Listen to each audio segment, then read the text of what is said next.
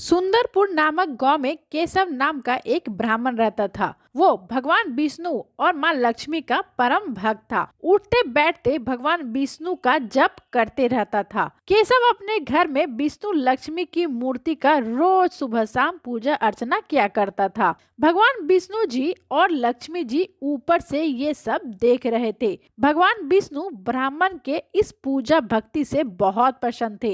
एक दिन भगवान विष्णु जी माता लक्ष्मी से बोलते हैं, प्रिय, ये गरीब ब्राह्मण मेरा बहुत बड़ा भक्त है। ये ब्राह्मण उठते बैठते सोते जागते मेरा गुणगान करते रहता है। मैं इसकी भक्ति से बहुत प्रसन्न हूँ। ये पूरे श्रद्धा भाव और सच्चे मन से मेरी पूजा करता है।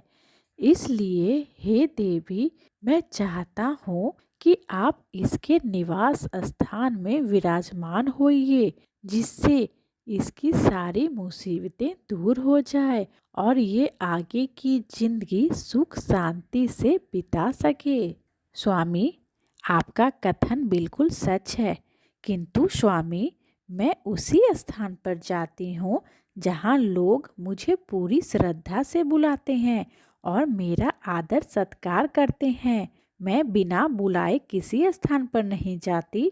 जो लोग पूरी आस्था से मेरी पूजा अर्चना कर मुझे आमंत्रित करते हैं, मैं उसी के घर में निवास करती हूँ। ये सुनकर भगवान विष्णु एक साधु का रूप धारण कर धरती लोक पर आए। धरती लोक पर साधु बने भगवान विष्णु उसी गरीब ब्राह्मण केशव के घर में जाते हैं और बोलते हैं, अरे ओ ब्राह्मण, अगर तू अपनी गरीबी दूर करना चाहते हो तो पास में जो लक्ष्मी नारायण का मंदिर है, वहाँ रोज एक औरत उपले थापने आती है।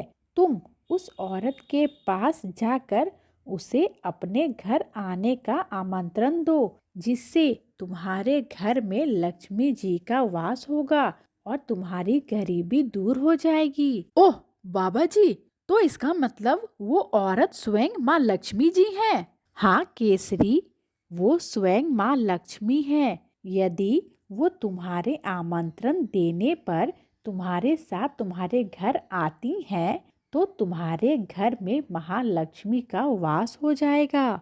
ऐसा कहकर वो साधु, जो स्वयं भगवान विष्णु जी थे, वहां से अंतर ध्यान हो गए। दूसरे दिन सुबह उठकर वो ब्राह्मण लक्ष्मी नारायण के मंदिर के सामने बैठ जाता है। कुछ देर बाद माँ लक्ष्मी जी जैसे ही वहां उपले थापने आती हैं, तो ब्राह्मण उसके पास जाता है और बोलता है, माँ, मैं आपको अपने घर आमंत्रण देने आया हूँ। आप कृपया मेरे घर चलें।